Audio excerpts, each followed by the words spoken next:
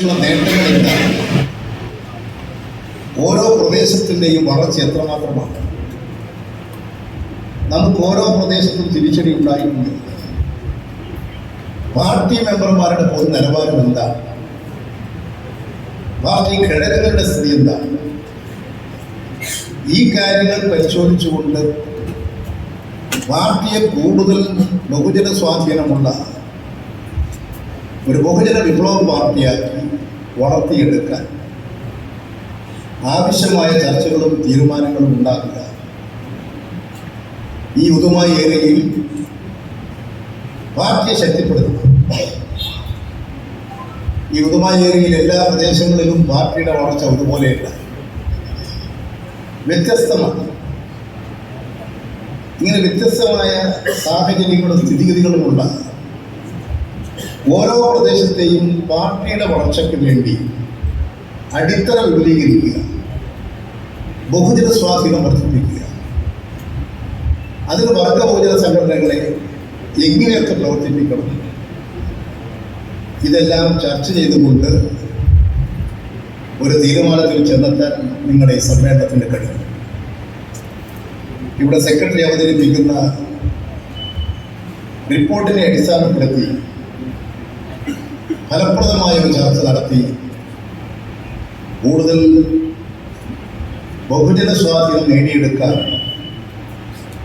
പാർട്ടിയുടെ അടിത്തറ വിപുലീകരിക്കാൻ, ബഹുജന സ്വാധീനം വർദ്ധിപ്പിക്കാൻ ഈ സമ്മേളനം വലിയ സംഭാവന നൽകും എന്ന് ഞാൻ പ്രതീക്ഷിക്കുകയാണ്. മറ്റ് അതാത് കാലഘട്ടത്തിൽ ഉണ്ടാകുന്ന രാഷ്ട്രീയ സംഭവങ്ങൾ, അത് ദേശീയ രാഷ്ട്രീയ സംഭവമായാലും സാർവദേശീയ രാഷ്ട്രീയ സംഭവങ്ങളായാലും ചുരുങ്ങിയത് 3 മാസത്തിൽ ഒരിക്കലെങ്കിലും ചേരുന്ന പാർട്ടി കേന്ദ്ര കമ്മിറ്റി രാഷ്ട്രീയ വിശകലനം നടത്തി അത് പാർട്ടി മെമ്പർമാർ വരെ ആ രാഷ്ട്രീയ കാര്യങ്ങൾ വിശദീകരിക്കാറുണ്ട്. അത് വീണ്ടും ആവർത്തിക്കാനുള്ള ഒരു രീതിയായിട്ടല്ല നമ്മുടെ സമ്മേളനത്തെ കാണേണ്ടത്. സാർവദേശീയ ദേശീയ രാഷ്ട്രീയ നയങ്ങൾ വിശദമായിട്ട് തന്നെ പാർട്ടി കോൺഗ്രസ് ചർച്ച ചെയ്തു. ആ പാർട്ടി കോൺഗ്രസിന്റെ ചർച്ചയുടെ ഭാഗമായി പാർട്ടിയുടെ രാഷ്ട്രീയ നയം, പാർട്ടിയുടെ അടവ് നയത്തിൻ്റെ ഫലമായി നേടാൻ കഴിഞ്ഞ നേട്ടങ്ങൾ, ഇനി അങ്ങോട്ട് പാർട്ടിയുടെ ബഹുജന സ്വാധീനം വർദ്ധിപ്പിക്കാൻ സ്വീകരിക്കേണ്ട സമീപനം, ഈ കാര്യങ്ങളെല്ലാം കൂടുതൽ പാർട്ടിയെ ബോധ്യപ്പെടുത്താനും അതിലേക്ക് പാർട്ടി ഘടകങ്ങളെ കൊണ്ടുവരാനുമുള്ള നടപടി സമ്മേളനത്തിൻ്റെ ഭാഗമായിട്ടുണ്ടാകും.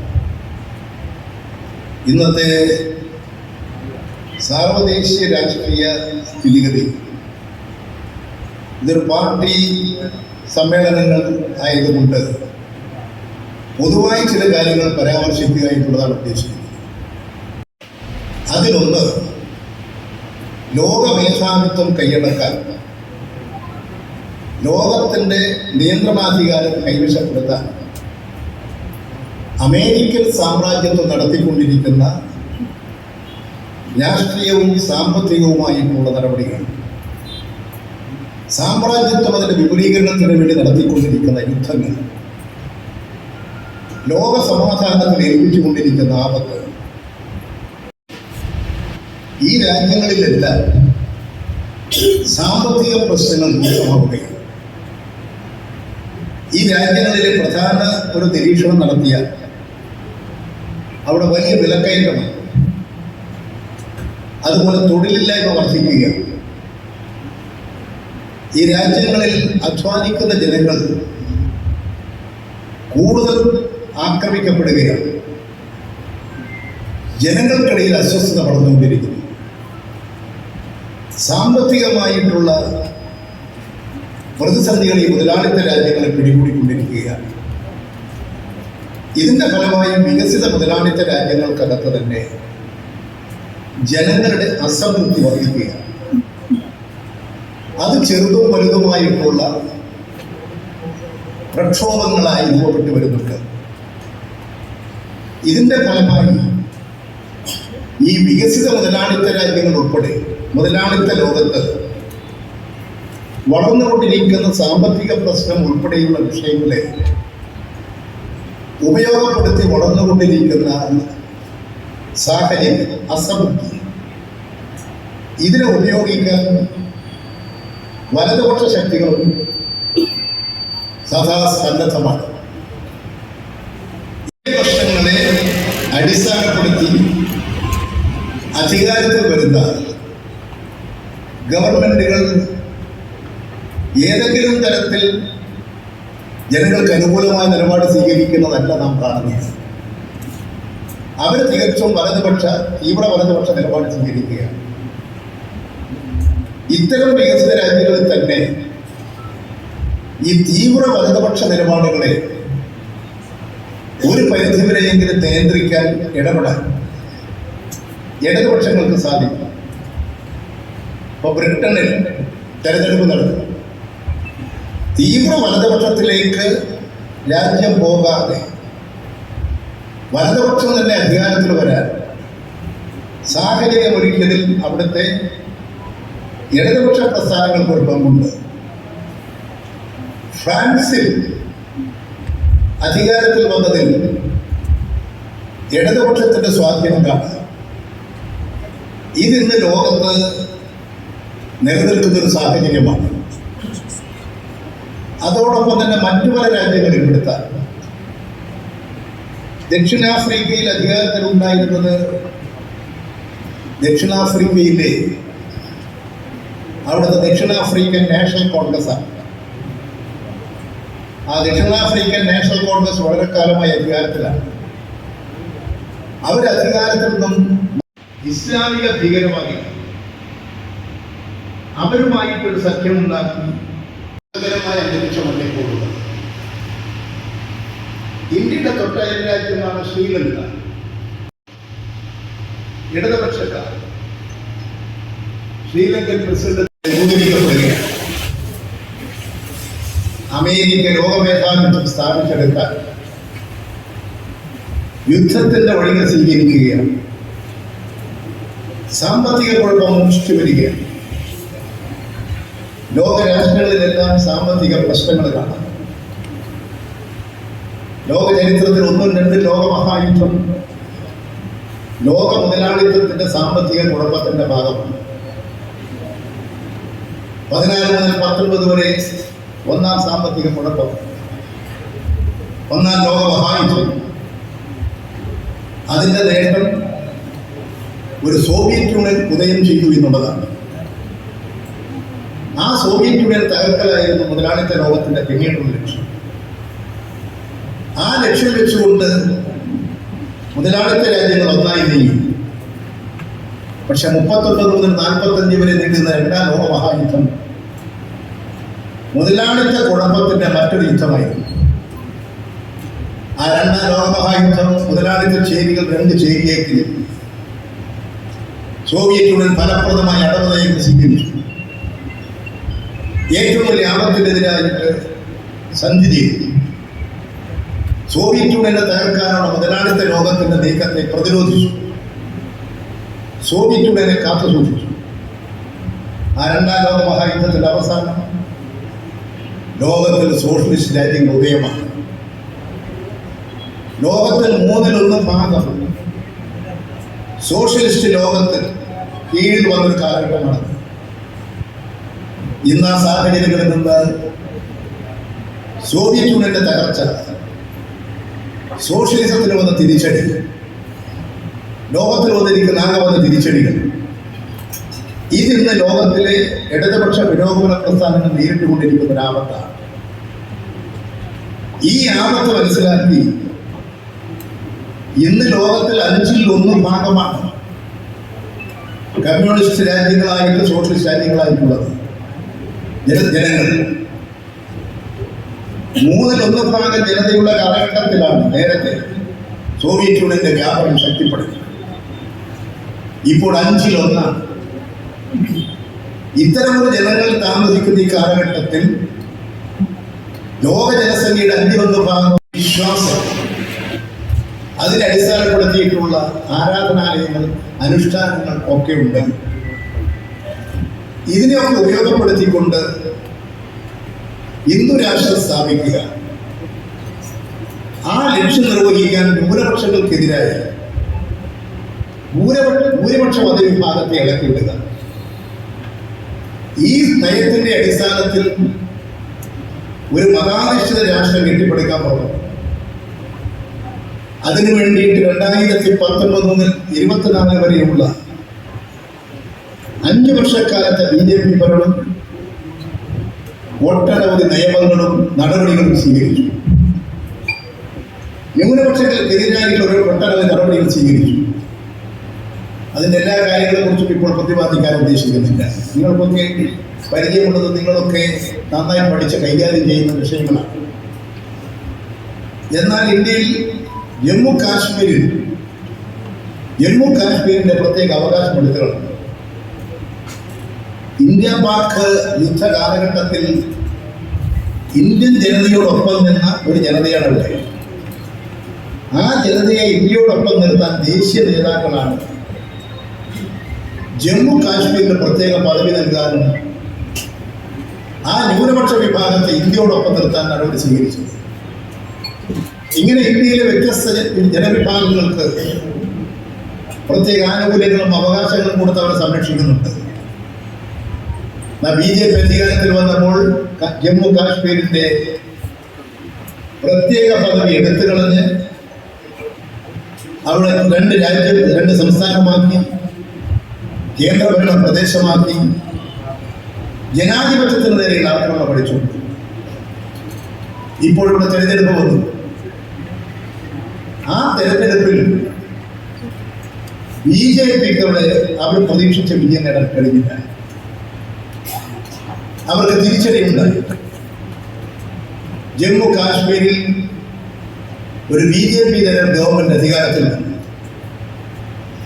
ഇപ്പോൾ ജമ്മു കാശ്മീരിന്റെ പ്രത്യേക അവകാശം സംരക്ഷിക്കാൻ അവിടുത്തെ നിയമസഭ പാസാക്കിയ നിയമം അംഗീകരിക്കില്ല,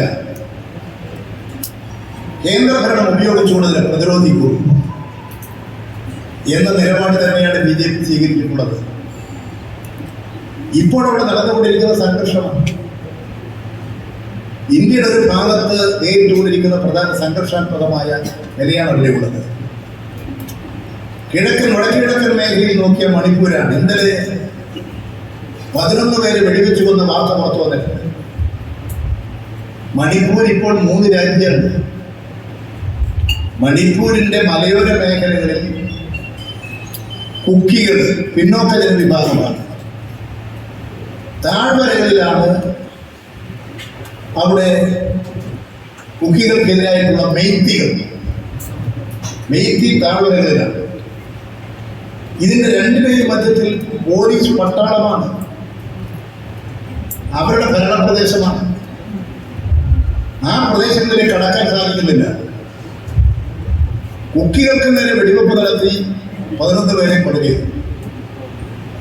ഇതൊരു ചെറിയ സംഭവം മാത്രമാണ് സംഭവിച്ചുകൊണ്ടിരിക്കുകയാണ്. ഇന്ത്യക്കകത്തുടനീളം വർഗീയമായ ചിന്താഗതികൾ പ്രോത്സാഹിപ്പിക്കുകയാണ്. ജാതി, സ്വത്ത് രാഷ്ട്രീയം ഇത് നല്ലതുപോലെ പ്രചരിപ്പിച്ചുകൊണ്ട് ജനങ്ങൾക്കിടയിൽ ഭിന്നിപ്പും സ്പർദ്ധയും ശത്രുതയും ഉണ്ടാക്കുക. ഒരു വിജയമുണ്ടായി എന്നുള്ളതാണ് തെരഞ്ഞെടുപ്പ് ഫലം അവലോകനം ചെയ്തപ്പോൾ പാർട്ടി കണ്ടെത്തിയത്. അത് നിങ്ങളുടെ മുമ്പാകെ ഇതിനകം വിശദീകരിച്ചിട്ടുമുണ്ട്. ഇന്ത്യൻ പാർലമെന്റിൽ 63 സീറ്റിന്റെ കുറവാണ് BJPക്കുണ്ടായത്.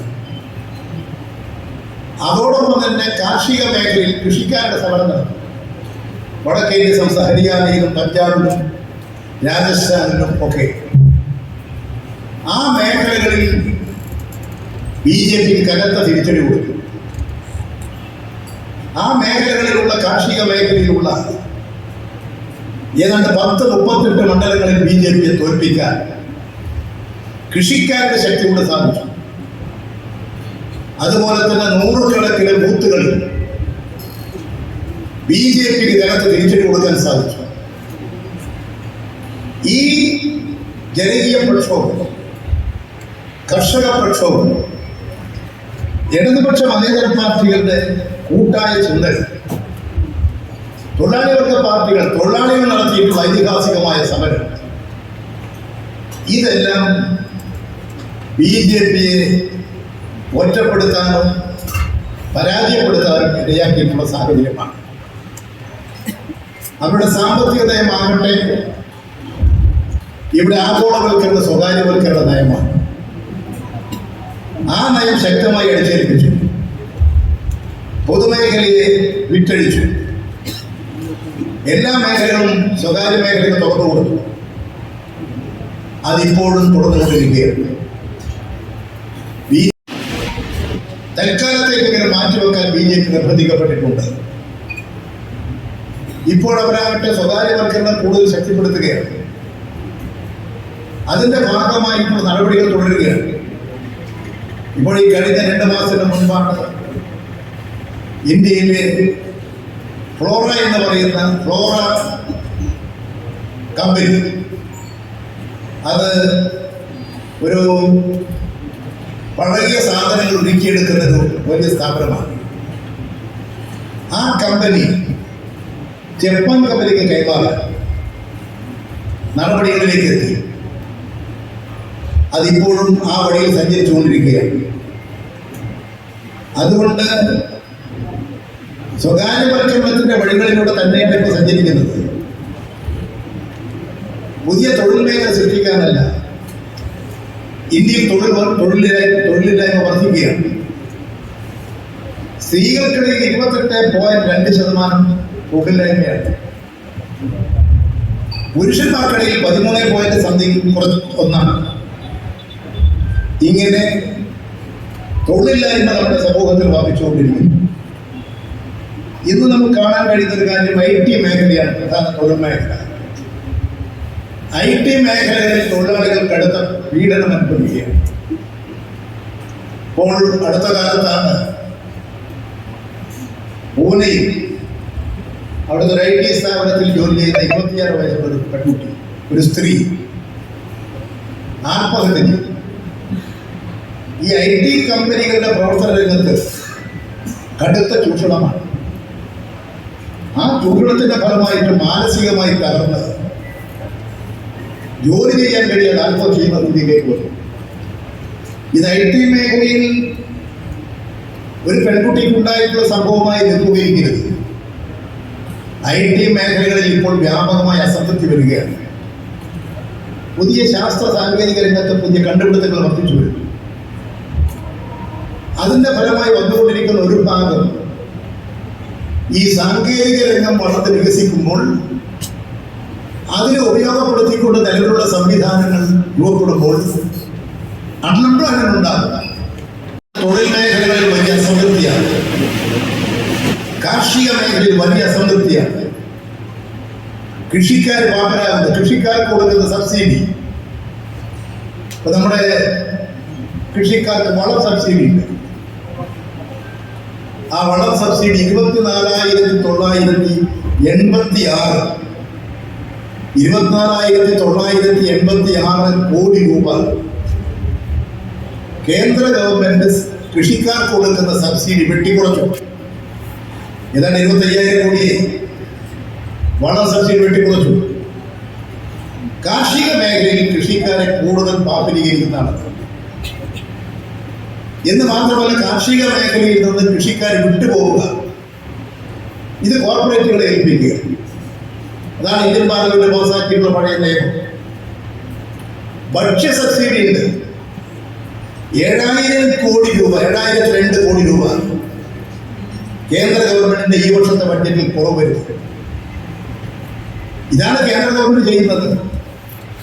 ഭക്ഷ്യോത്പാദനം വർദ്ധിപ്പിക്കണം, കാർഷിക രംഗത്തുള്ള ആനുകൂല്യങ്ങൾ കൊടുക്കണം, ദരിദ്രരായി കൊണ്ടിരിക്കുന്ന കൃഷിക്കാർക്ക് സംരക്ഷണം കൊടുക്കണം, നൂതന സാങ്കേതിക വിദ്യ കാർഷിക രംഗത്ത് ഉത്പാദനം വർദ്ധിപ്പിക്കാൻ ഉപയോഗിക്കണം. ഇതൊന്നുമല്ല കേന്ദ്ര ഗവൺമെന്റ് സ്വീകരിച്ചു കൊണ്ടിരിക്കുന്നത്. അതുകൊണ്ട് കാർഷിക വ്യാവസായിക മേഖല കടുത്ത പ്രതിസന്ധിയിലാണ്. പല വ്യവസായങ്ങളും കൂട്ടിക്കൊണ്ടിരിക്കുന്നു, പല വ്യവസായങ്ങളും സ്വകാര്യവൽക്കരിക്കപ്പെടുന്നു, പലതും മുതലാളിത്ത ശക്തികൾ കൈയടക്കുന്നു. ഇന്ത്യയിൽ തന്നെയുള്ള വൻകിട പല കമ്പനികളും വൻകിടക്കാരുടെ കൈവശങ്ങളിലേക്ക് പോയിക്കൊണ്ടിരിക്കുകയാണ്. അതുകൊണ്ട് ഇത്തരമൊരു സാഹചര്യം അദാനിയുടെ കൈവശം, ഇവിടുത്തെ കൽക്കരി മേഖല മുഴുവൻ അദാനി കൊടുത്തിരിക്കുകയാണ്. കൽക്കരിയാണ് ഇപ്പോൾ നമ്മുടെ വൈദ്യുതിക്ക് ഉപയോഗിക്കുന്നത്. ആ കൽക്കരി ഉപയോഗിച്ചിട്ടുള്ള വൈദ്യുതിയാണ് ഇപ്പോൾ നമ്മൾ സെൻട്രൽ പൂളിൽ നിന്നും വാങ്ങുന്നത്. ആ വൈദ്യുതി, കൽക്കരിക്ക് വില വർദ്ധിച്ചാൽ വൈദ്യുതിക്ക് വില വർദ്ധിക്കും. കൽക്കരിക്ക് വില നിശ്ചയിക്കുന്നത് ഇപ്പോൾ അദാനിയാണ്. ഇവിടുത്തെ പ്രധാനപ്പെട്ട കൽക്കരി മേഖല അവർ കൈയടക്കി കഴിഞ്ഞു.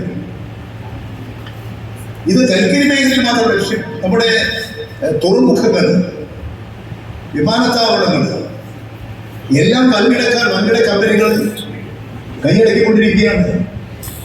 ഇന്ത്യയുടെ പൊതുമേഖലാ സ്ഥാപനമായിട്ട് എയർ ഇന്ത്യ പൂർണ്ണമായി കേന്ദ്രം വിട്ടുകൊടുത്തു കഴിഞ്ഞു. ഇങ്ങനെ നമ്മുടെ മേഖലയിലെ പൊതുമേഖലാ സ്ഥാപനങ്ങളുടെ സ്വകാര്യവൽക്കരണം ശക്തിപ്പെടും, പൊതുമേഖല ദുർബലപ്പെടുന്നു, ജനങ്ങൾക്കുള്ള ആനുകൂല്യങ്ങൾ വെട്ടിക്കുറച്ചുകൊണ്ടിരിക്കുന്നു. കേരളത്തിൽ ഭൂപരിഷ്കരണ നിയമം നടപ്പിലാക്കി. ആ ഗവൺമെന്റിനെ അട്ടിമറിക്കാനാണ് കോൺഗ്രസ് വിമോചന സമരം ആ കമ്മ്യൂണിസ്റ്റ് ഗവൺമെന്റിനെ പിടിച്ചുവിട്ടത്.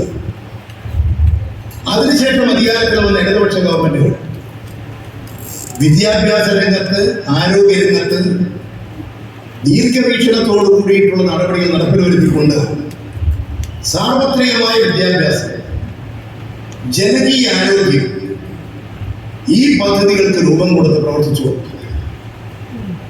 ഇവിടെ കൂടുതൽ മെച്ചപ്പെട്ട ഭരണ സംവിധാനം ഉണ്ടാകും. കർഷക തൊഴിലാളികൾ, ആ കർഷക തൊഴിലാളികൾക്ക് പെൻഷൻ കൊടുക്കുന്ന സംസ്ഥാനമാക്കി കേരളത്തെ മാറ്റി ഇന്ത്യക്കത് മാതൃകയാണ്.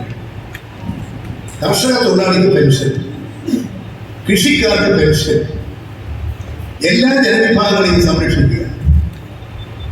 സാമൂഹ്യക്ഷേമ പെൻഷൻ ഏതാണ്ട് കേരളത്തിന്റെ കണക്കനുസരിച്ച് 62 ലക്ഷം ആളുകൾക്ക് സാമൂഹ്യക്ഷേമ പെൻഷൻ ലഭ്യമാകുന്നുണ്ട്. ഈ സാമൂഹ്യക്ഷേമ പെൻഷൻ ഒരു പെൻഷൻ എന്നുള്ള നിലയിൽ മാത്രമല്ല, കേരളത്തിന്റെ സമ്പദ്ഘടനയെ ചലിപ്പിക്കുന്നതാണ്. 62 ലക്ഷം ആളുകൾക്ക് കാശ് കിട്ടിയാൽ അവരത് കൊണ്ടുപോയി ബാങ്കിൽ ഡെപ്പോസിറ്റ് ചെയ്യുന്നതല്ല, അത് മാർക്കറ്റിൽ ചലിക്കുന്നൊരു പണമാണ്, അതൊരു ക്രിയേറ്റീവാണ്. ആ പണം വ്യാപാരത്തെ, വാണിജ്യത്തെ ഒക്കെ വളരെ സജീവപ്പെടുത്തും. അങ്ങനെ ഫലപ്രദമായ ഒരു ദീർഘവീക്ഷണത്തോടു കൂടി തന്നെ കേരളത്തിന്റെ സമൂലമായ മാറ്റത്തിന് വേണ്ടി, വളർച്ചയ്ക്ക് വേണ്ടി സാമൂഹ്യക്ഷേമ പെൻഷൻ ഈ ഗവൺമെന്റ് നടപ്പിൽപ്പെടുത്തി. അങ്ങനെ ഇടതുപക്ഷം അധികാരത്തിൽ വരുന്ന ഘട്ടങ്ങളിലല്ല ജനങ്ങൾക്ക് വേണ്ടിയിട്ടുള്ള ഒട്ടനവധി പദ്ധതികൾ നടപ്പിൽ വരുത്തി കേരളത്തിന്റെ കാർഷിക രംഗത്തുള്ള എല്ലാ പ്രശ്നങ്ങളും പരിഹരിച്ചു. ഒരു പുതിയ കേരളത്തിന് രൂപം കൊടുത്ത് വളർന്നു. ഈ കേരളത്തിൽ ഇടതുപക്ഷ ഗവൺമെന്റ് സ്വീകരിച്ച പുരോഗമനപരമായ നടപടികൾ, ആ നടപടികൾ ഇടതുപക്ഷത്തിന് അനുകൂലമായ രാഷ്ട്രീയ സാഹചര്യം കേരളത്തിൽ ഒരുക്കിയെടുത്തു. 1957 ഗവൺമെന്റിനെ തകർത്തെങ്കിലും 67 വീണ്ടും അധികാരത്തിൽ വന്നു.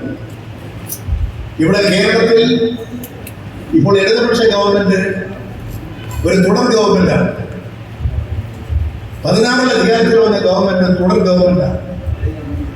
അങ്ങനെ ഒരു രാഷ്ട്രീയ സാഹചര്യം കേരളത്തിൽ ഉണ്ടാവുകയാണ്. കേരളത്തിന്റെ സമഗ്ര മേഖലകളിൽ ഒരു മാറ്റമുണ്ട്, പുരോഗമനപരമായ മാറ്റമുണ്ട്. സാധാരണക്കാരായ ജനങ്ങൾ, ഇടത്തരക്കാരായിട്ടുള്ള ജനങ്ങൾ, ന്യൂ ജനറേഷൻ, യുവാക്കൾ, വിദ്യാർത്ഥികൾ, അവരെല്ലാം ഇത് നല്ലതുപോലെ നിരീക്ഷിക്കുന്നുണ്ട്. അതിന്റെ അടിസ്ഥാനത്തിൽ ആ ജനവിഭാഗം ഇടതുപക്ഷത്തിന് അനുകൂലമായി കേരളത്തിൽ ചിന്തിക്കുകയാണ്.